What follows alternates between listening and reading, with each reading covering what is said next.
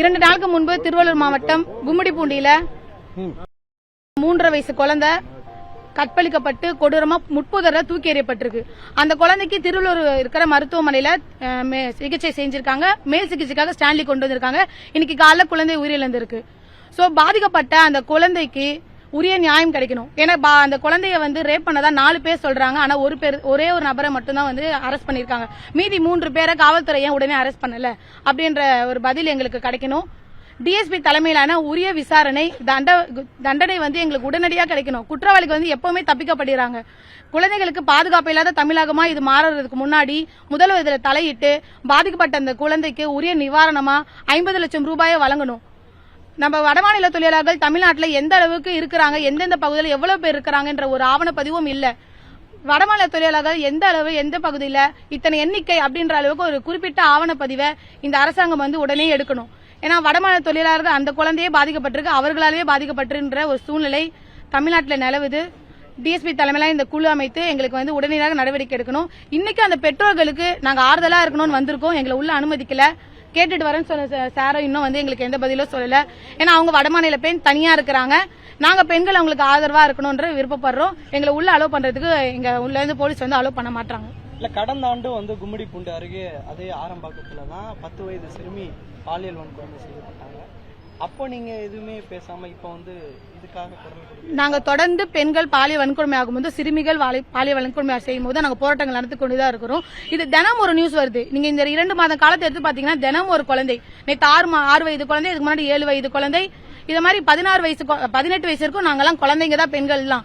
ஆனா அந்த குழந்தைக்கு இப்ப 3.5 வயசுலயே பாதிப்பு இருக்கு. இனிமே நாங்க ஒரு குழந்தை பிறந்ததுல இருந்தே நாங்க கையிலேயே வச்சுட்டே நாங்க வெளியே போக முடியுமா? பாதுகாப்பான ஒரு இடம் கூட தமிழ்நாட்டில் இல்லையா? முதல்வர் அவர்கள் பெண்களாலும் குழந்தைகளாலும் முதல்வர் ஆனாரு. அவர் அது நன்றியும் தெரிவிச்சிருக்கிறாரு.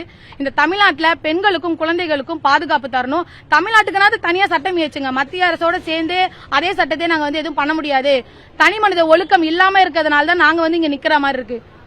தனி மனித ஒழுக்கம் தான் காரணம் அப்படின்னு சொல்லி மறைக்க முடியாது. எங்களுக்கு கடுமையான சட்டங்கள் வேணும். அரபு நாடுகள் போன்ற மாதிரி கடுமையான சட்டங்கள் கொடுங்க. 30 நாளுக்குள்ள அவனை குற்றவாளிகள் தூக்கிலிடுங்க.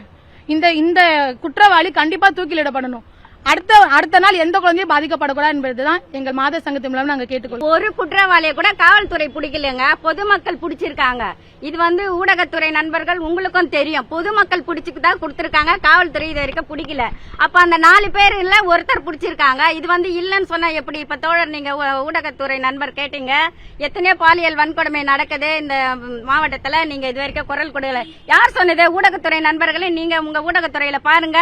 இப்ப நம்ம எம்பி சரண் சிங், பூஷன் சரண் சிங்ல இருந்து இன்றைய நிலை வரைக்கும் இந்திய மாதர் தேசிய சம்மேளனம் தொடர்ந்து வன்மையான கண்டனங்களையும் ஆர்ப்பாட்டங்களையும் போராட்டங்களையும் நாங்க நடத்திக்கிட்டு தான் இருக்கோம். மாநில குழுவின் சார்பாகவும் நடத்துறோம். மாவட்டங்கள் தோறும் நாங்க எங்களுடைய கண்டனத்தையும் பதிவையும் நாங்க போட்டுட்டு தான் இருக்கிறோம். ஆர்ப்பாட்ட இயக்கங்கள் தொடர்ந்து நாங்க பண்ணிட்டு தான் இருக்கோம். அதுக்காக நாங்க தொடர்ந்து இந்த பாலியல் குற்றத்துக்கு ஒரு விடிவே இல்ல. 3 வயசு குழந்தையா இருந்தாலும் பாதுகாப்பு இல்ல, 80 வயசு பாட்டியா இருந்தாலும் பாதுகாப்பு இல்ல. மாண்புமிகு தமிழக முதல்வர் அவர்கள் சிங்கப்பெண் திட்டம் கொண்டு வந்தாரு. சிங்கப்பெண் திட்டத்தை கொண்டு வந்தோம், என்ன பிரயோஜனம்? சிங்கப்பெண் திட்டத்துல இருக்கிற ஒரு பெண்ணுக்கு சேலத்துல அவ்வளவு பெரிய அநியாயம் நடந்திருக்குது.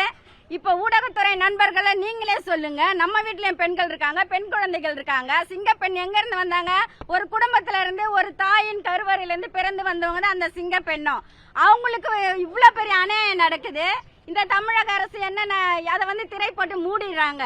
திரையரசு என்றதுனால திரை போட்டு மூடினாலும் இந்திய மாதர் தேசிய சம்மேளனம் அதை வன்மையாக கண்டனம் செய்து இந்த பிரச்சனை ஓயும் வரை எங்கள் குரல் ஓயாது. எங்க கும்மிடிப்பூண்டியில நடந்ததுங்க. அந்த ஹாஸ்பிட்டல்ல அவங்களுக்கு மருத்துவம் சரியில்லைன்னு ஸ்டான்லி காமிச்சாங்க. ஸ்டான்லி மருத்துவமனையில அந்த தாயை நாங்க பாக்கணும். அந்த பெண்ணுக்கு தமிழ் தெரியாது, அவங்களுக்கு ஏதாச்சும் உதவி வேண்டுமா என்று வடசென்னை மாவட்ட சார்பா நாங்க இந்திய மாதர் தேசிய சம்மேளனத்தின் சார்பா பார்க்க வந்தோம். ஆனா காவல்துறை நண்பர்கள் எங்களை உள்ள விட மறுத்துட்டாங்க. காரணம் என்ன? ஏன் நாங்க எதனா அந்த பெண்ணுக்கு உதவி செய்யக்கூடாதா? மனிதாபிமானத்தோட நாங்க கேக்குறோங்க. ஒரு தமிழ் தெரியாது வடசென்னை மாவட்டத்துல ஒரு பெண் வந்திருக்காங்க, தன்னுடைய குழந்தைய இந்த மாதிரி பலி கொடுத்துட்டு. இந்த காவல்துறை எதுக்கு எங்களை உள்ள அனுப்ப கூடாது? பிளே ஸ்டோர் மற்றும் ஆப் ஸ்டோரில் இருந்து பாலிமர் செயலியை QR கோடு மூலம் பதிவிறக்கம் செய்யுங்கள்.